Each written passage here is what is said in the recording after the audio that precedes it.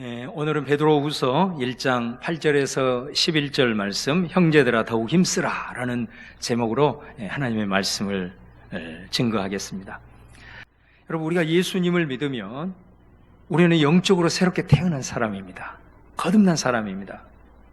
그리고 우리는 하나님의 자녀가 되어서 천국을 유업으로 받는 사람이 됩니다. 근데 여러분, 우리들이 지금까지 신앙생활을 하는 여정을 한번 돌아보세요. 우리가 하나님의 나라를 향하여, 그 유업받은 상속받은 나라를 향하여 우리가 한 걸음 한 걸음 걸어가는데 얼마나 많은 난관이 있습니까? 우리가 그 믿음을 지키지 못하게 하는 그런 힘든 상황이 얼마나 우리들에게 많이 다가오느냐 하는 거죠. 또 끊임없이 우리를 넘어뜨리려고 다가오는 마귀의 미혹이 있습니다.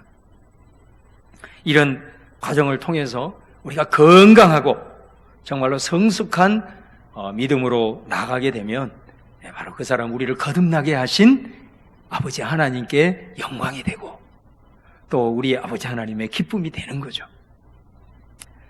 그런데 내가 거듭났어요. 태어났어요. 그래서 신앙의 연수는 10살이 되고 20살이 되고 30살이 되어 있는데 여전히 믿음이 홀로 서지 못하고 늘 시험에 좌로나 우로나 치우치면서 영적인 수준은 갓난아이의 수준을 계속해서 유지하고 있다면 우리를 거듭나게 하신 아버지 하나님의 우리를 바라보시는 그 마음이 얼마나 아프겠느냐. 덩치는 커져 있는데 건강하게 정서적으로 정신적으로 영적으로 자라지 못한 그 부모, 그 아이를 바라보면서 아파하는 그 부모의 마음이 하나님의 마음이라는 거예요. 그리고 정작 자신이 자신의 그런 모습을 바라보았을 때 자기 본인은 얼마나 또 힘들겠어요. 여러분, 우리가 지금 보고 있는 베드로후서는 우리의 신앙을 집을 짓는 것과 같다라고 말해요. 예수님을 믿는 믿음이 기초입니다. 근데 예수님을 믿는 믿음, 그 기초로 끝나는 겁니까? 여러분에게 비바람이 오면 어떻게 할 거예요? 다 막고 있을 겁니까? 아니거든요.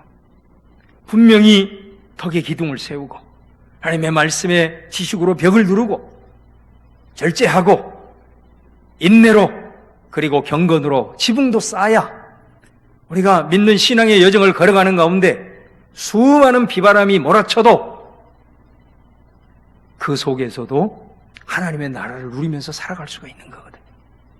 믿음이면 다다. 기초면 끝났다. 여러분, 우리 인생 속에, 신앙의 여정 속에 끊임없이 오는 비바람 다 맞고 살아야 됩니다. 견딜 수 없습니다.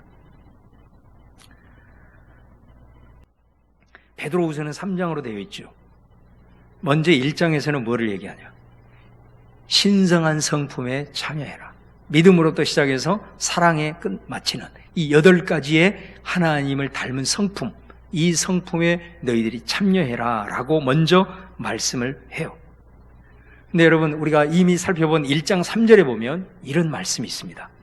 우리 베드로서 1장 3절 같이 한번 읽어보겠습니다. 시작! 그의 신기한 능력으로 생명과 경건에 속한 모든 것을 우리에게 주셨으니 이는 자기의 영광과 덕으로서 우리를 부르신 이를 알므로 말미암음이라. 자, 이 말씀에 보면 하나님의 신기한 능력으로 우리가 이 하나님의 성품에 참여할 수 있는 이걸 이미 우리에게 주셨다는 거예요.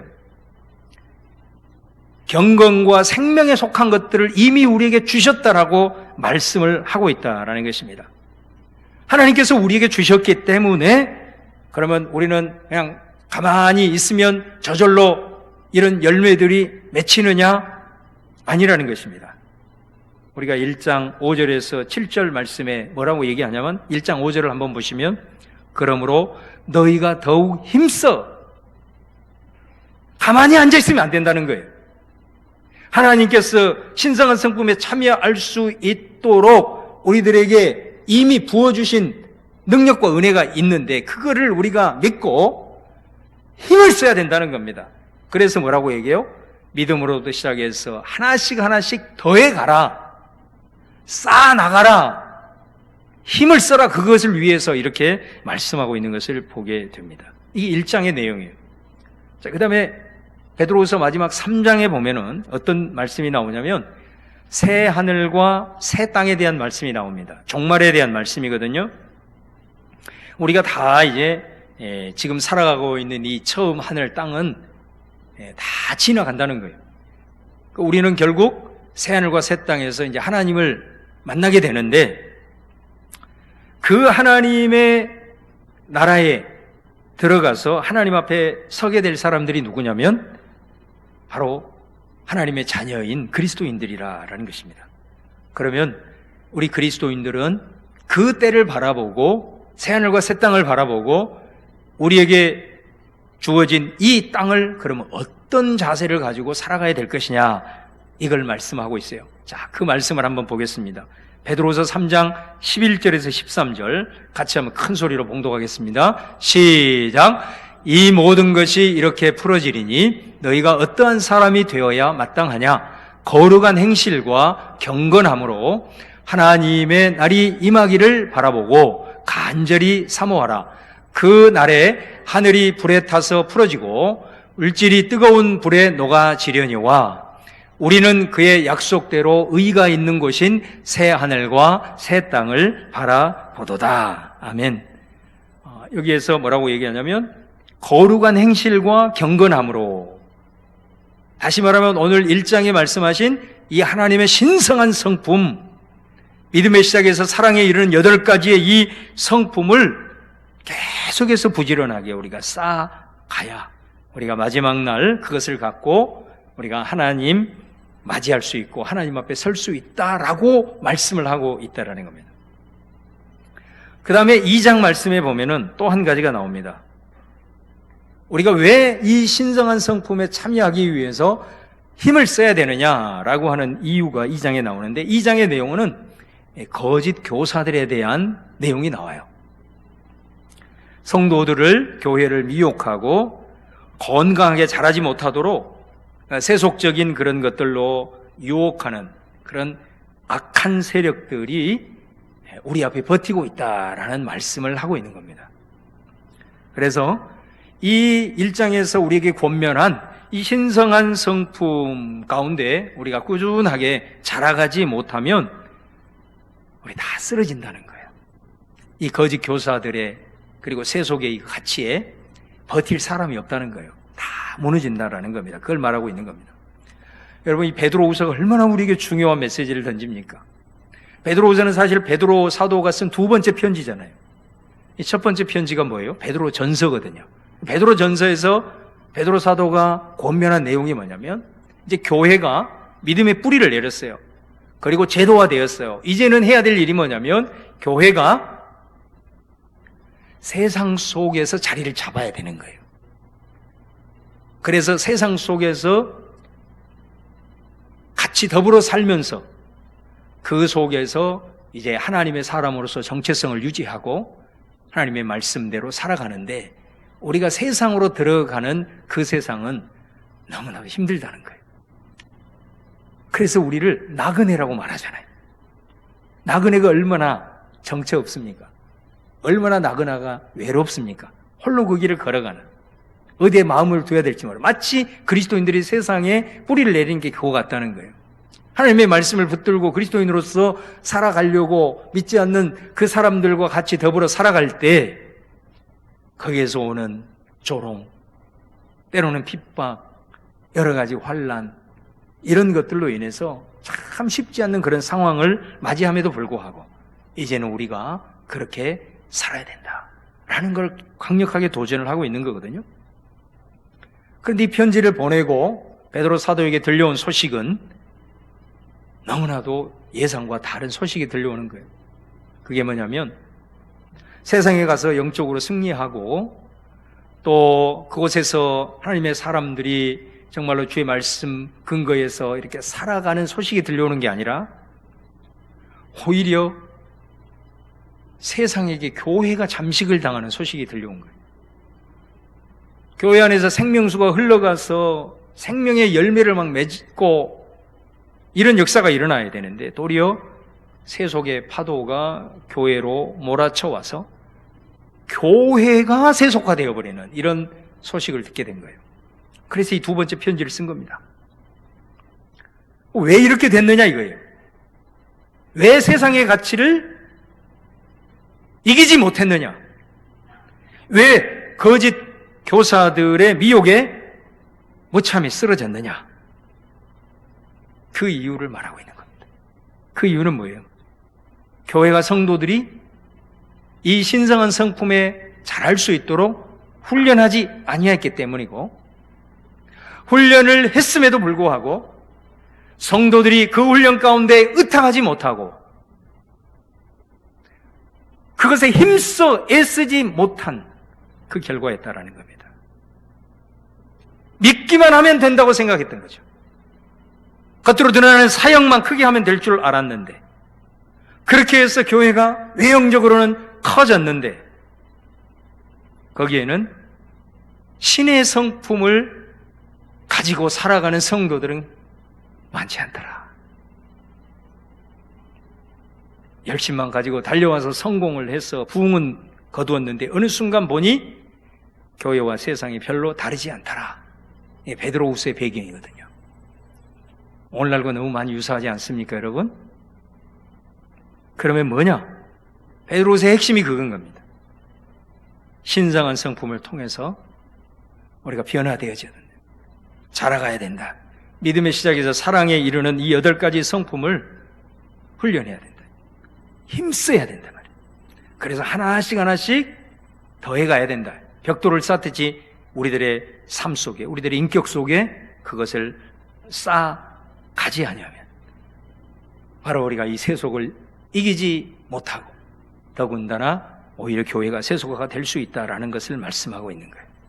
자, 여러분 오늘 봉도가 우리 8절을 한번 보도록 하겠습니다. 베드로후서 1장 8절 시작.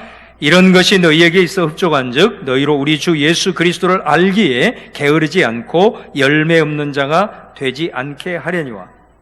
여러분 여기에서 이런 것 나오죠. 이런 것이 이게 뭐냐면 우리가 바로 직전에 보았던 신성한 성품 8가지를 말하는 거예요. 이걸 너희들이 갖추고 있으면 이 성품이 너희 안에 이렇게 풍성해지면 그런 말이죠. 그럼 어떻게 되냐? 우리가 예수님을 아는데 게을르지 않고 또 열매가 없는 자가 되지 않게 된다 이렇게 말씀하는 거예요. 자, 베드로후서 1장 9절을 이어서 보겠습니다. 시작. 이런 것이 없는 자는 맹인이라 멀리 보지 못하고 그의 옛 죄가 깨끗하게 된 것을 잊었느니라. 자, 반면에 뭐라고 얘기하냐면 이런 것이 없는 자는 이렇게 말하죠. 자, 우리들의 신앙의 여정 속에 이런 주님의 그 신성한 성품이 우리들의 삶에 없는 자는 뭐라고 얘기하냐? 맹인이다 이렇게 말해요. 그러면서 멀리 보지 못한다. 그러니까 이 맹인은 태어났을 때부터 맹인은 아니겠죠. 그러니까 우리가 신앙인으로서 거듭을 나서 처음에는 잘 보는 사람이었단 말이에요. 근데 시간이 가면 갈수록 눈이 어두워져. 그래서 오늘 말씀해 보면 멀리 보지 못한다 그랬어요. 여기서 멀리 본다는 것은 종말이에요. 종말. 우리 가운데 올 마지막 때 그때를 보는 눈이 점점 더 멀어져 가는 거예요. 신성한 성품에 참여하기를 위해서 힘쓰지 아니하면 나도 모르는 사이에 종말을 의식하지 못해요. 하나님의 나라가 완성될 그날에 대한 소망이 내 안에 식어져 가게 된다 그 말씀을 하고 있는 겁니다. 그 다음에 또 뭐라고 얘기하냐? 그의 옛 죄가 깨끗하게 된 것을 잊었느니라. 이 말은 뭔 말이에요? 우리가 예수님을 믿음으로 과거에 어때요? 죄사함을 받았잖아요. 구원에 관한 감격이 있었잖아요. 그때는 첫사랑이 뜨거웠잖아요. 그것을 잊어버리게 된다는 거예요. 우리가 믿고 난 다음에 이 신성한 성품에 열심을 다해서 참여하는 이 몸부림이 없으면 과거에 하나님께서 내게 베풀어 주신 이 은혜도 점점 잊어간다는 거예요. 그래서 어느 순간에는 내가 구원을 받았다라고 하는 확신도 갖지 못하게 되는 상황에 빠지게 된다. 이게 오늘 9절 말씀이다라는 것입니다. 사랑하는 여러분, 지금 이 시대를 한번 보세요. 거짓 가르침들이 얼마나 강하게 밀려옵니까? 우리가 정치권에도 보면 하나님이 기뻐하지 않는 일들, 이런 것들을 제도화하겠다고 막 법을 상정하고 있잖아요. 미디어를 보세요. 정말로 교묘한 방법으로 하나님의 뜻 가운데 서지 못하도록 얼마나 우리의 영혼을 잠식하게 하는 그런 상황들이 지금 우리 안에 발생하고 있습니까? 정말로 이런 상황 속에서 우리가 하나님의 나라, 천국 이런 얘기를 하면 완전히 구시대적인 인물로 사람으로 낙인을 찍히기 딱 좋은 그런 시대를 우리가 살아가고 있단 말이에요. 이 신의 성품에 참여하기 위해서 우리가 힘쓰지 아니하면은 이 세속의 흐름을 이길 수 없다는 거예요. 이 거짓 유혹을 이길 수 없다는 거예요. 종말에 대한 의식도 식어지고 과거의 첫사랑도 식어지고 구원의 확신도 잊어버리게 되는, 이렇게 된다. 이걸 경고하고 있는 거죠. 자, 그래서 여러분 10절 말씀을 한번 보겠습니다. 10절 말씀. 자, 시작. 그러므로 형제들아 더욱 힘써 너희 부르심과 택하심을 굳게 하라. 너희가 이것을 행한즉 언제든지 실족하지 아니하리라.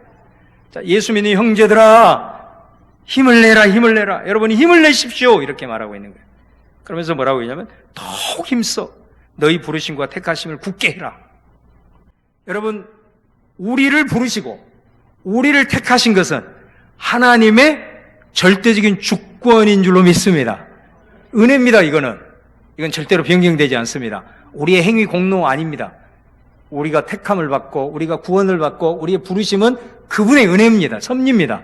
그런데 오늘 말씀 뭐라고 하겠냐? 그 은혜를 너희들이 받아서 구원받지 않았냐? 그럼 너희들은 어떻게 해야 돼? 굳게 해야 된다는 거예요. 그 내 택하심과 부르심이 흔들리지 않도록 내 믿음이 식어져 가고 이 모습 속에서 미지근해지는 것을 뜨겁게 하는 일은 내가 해야 된다는 거예요. 내가 영적으로 식어지면 이것이 자연스러운 현상으로 그렇게 생각하지 말고 뜨겁게 불을 태우는 일은 내가 해야 된다는 거예요. 그 말씀을 하시는 거예요. 그래야 실족하지 아니하리라. 반복하잖아요. 종말에 대한 소망도 잃어버리고 과거에 대한 구원의 확신도 잃어버리고 비바람이 몰려올 때 늘 넘어지고 쓰러지는 이런 삶을 반복하지 않게 된다라고 말씀을 하고 있는 거예요. 여러분, 교회가 이 세상에 존재하는 이유가 뭘까? 그거는 바로 마지막 날 우리 성도들이 하나님 앞에 섰을 때 이 신성한 성품에 참여하는 성도들을 길러내는 곳이 교회인 줄로 믿습니다. 우리가 육신의 건강을 위해서 여러분 바빠도 건강검진하고 어떤 증세가 확 오면 어떻습니까? 내가 음식 조절해야 되겠다. 운동해야 되겠다. 그것도 안 되면 약국에 가서 병원에 가서 약을 처방을 받고 그 복용하듯이 우리가 영적으로 거듭나고 난 다음에 신앙생활을 하는 가운데 건강이 좋지 않은 거예요. 영적으로 그냥 자연스럽게 될 거다 이렇게 생각하면 영적으로 방금처럼 실족하고 파산할 수 있어요. 그렇게 하면 안 되잖아요. 우리가 정 힘들면 교회에도 여러분 약이 있잖아요. 약. 그 약이 뭐예요? 구약, 신약이 있어요. 약을 복용을 하셔야죠. 처방을 받아야죠. 교회를 통해서 훈련을 해야 돼요. 교회에서 무슨 말씀 훈련을 한다. 그러면 어찌하든 참여를 하십시오. 그리고 교회에서 훈련을 받는 게 말씀으로만 훈련받는 게 아니고 소그룹에 꼭 들어가셔야 돼요. 봉사 소그룹이든 구역 소그룹이든 그래서 관계 훈련도 하고 그곳에서 이렇게 해야 내가 훈련되어지는 거예요. 그리고 사람들의 모습은 나보다 훌륭한 사람들을 통해서 영적으로 도전받고 나보다 못한 사람들을 통해서 나는 그러면 안 되겠구나. 내게 늘 거울이 되니까 내가 잘할 수 있는 거거든요. 그렇게 해서 이 신성한 성품이 하나씩 하나씩 쌓여가야 되는 거예요. 이것이 교회의 역할이고 교회의 목적이다라는 겁니다. 여러분 베드로후서 1장 11절 마지막으로 한번 보죠. 자, 거기 보시면 한번 볼까요? 시작. 이같이 하면 우리 주 곧 구주 예수 그리스도의 영원한 나라에 들어감을 넉넉히 너희에게 주시리라. 마지막으로 뭐라고 얘기하냐면 이렇게 신성한 성품에 참여하기 위해서 너희들이 힘을 써야 마지막 날 우리가 천국에 들어간다. 그러면 우리가 이렇게 질문할 수 있어요. 우리가 힘쓰지 않으면 그럼 천국에 못 들어가나? 우리의 구원이 은혜라고 했는데 은혜가 아니고 그럼 행위와 공로 때문인가? 이렇게 생각할 수 있어요. 오늘 이 말씀의 핵심은 어디에 있냐면 넉넉히 이 단어에 있어요. 넉넉히. 하나님의 은혜로 예수 그리스도로 인해서 우리가 부르심, 택하심을 입은 자들이에요. 그래서 우리가 하나님의 자녀로 하나님의 상속을 받은 자들입니다. 자, 그런데 넉넉히 하나님의 나라에 들어간다라는 이 말을 이해하기 위해서 제가 사도 바울께서 말씀을 통해서 주신 두 개의 구절을 인용하겠습니다. 자, 그 하나는 우리가 지난 시간에 마치 우리의 신앙이 집을 짓는 것과 같다. 재료가 중요하다 그 말씀했잖아요. 그 말씀의 결론입니다. 자, 결론이 고린도서 3장 15절 말씀이에요. 자, 이 말씀 같이 한번 크게 봉독합니다. 시작. 누구든지 그 공적이 불타면 해를 받으리니 그러나 자신은 구원을 받되 불 가운데서 받은 것 같으리라. 자, 우리가 집을 딱 짓어요. 근데 그 집은 불을 통과한다 그랬잖아요. 그 불을 통과할 때 남아있어야 되는 거예요. 그 불은 어떤 걸까요? 우리에게 몰려오는 세속화의 흐름일 수 있고 환란일 수 있고 마귀의 영적인 공격일 수 있고 이단의 미혹일 수도 있어요. 자, 이런 것들을 통과할 때 내가 지은 집이 남아있어야 된단 말이에요. 공적이 하나님 앞에 마지막 날 가서도 있어야 된다라는 거예요. 근데 그 불에 다 태워져 버리면 안 된다. 그러면 중요한 게 뭐냐? 그 집을 짓는 재료가 뭐냐? 십자가 정신이라고 그랬잖아요. 그 십자가 정신이 뭐냐? 오늘 말씀에 의하면 신성한 성품에 참여하는 거거든요, 이게. 근데 이것이 없어. 하나님 앞에 갔을 때도 공적이 없어졌다. 불에 다 태워져 버렸다. 그럼 어떻게 되는 거예요? 오늘 바울이 말합니다. 구원은 받되 불 가운데 받은 것 같으리라. 부끄러운 구원인 거예요. 이 말이 무슨 말이냐? 부끄러운 구원을 말하고 있는 거예요. 또 하나, 고린도전서 9장 27절. 자, 이 말씀 보겠습니다. 시작. 내가 내 몸을 쳐 복종하게 함은 내가 남에게 전파한 후에 자신을 도리어 버림을 당할까 두려워함이로다. 자, 바울이 고백합니다. 내가 남에게 복음을 전파했어요. 내 몸을 쳐서 복종시키기까지 온갖 고난과 역경 다 무릅쓰고 복음을 증거하고 하나님의 일을 하고 교회를 세우는 일을 했어요. 근데 이렇게 얘기를 해놓고 바울이 뭐라고 얘기하냐? 나는 두려워한다 라고 말해요. 정작 많은 사람들을 구원으로 인도해놓고 내 자신이 하나님께 버림을 받을까 두려워한다. 바울이 얘기를 해요. 여기서 바울이 구원받지 못할 것에 대한 두려움이 아니고요. 자, 오늘 이 말씀이 어떤 의미냐? 저는 하나의 그림을 보았어요. 요한계시록 19장입니다.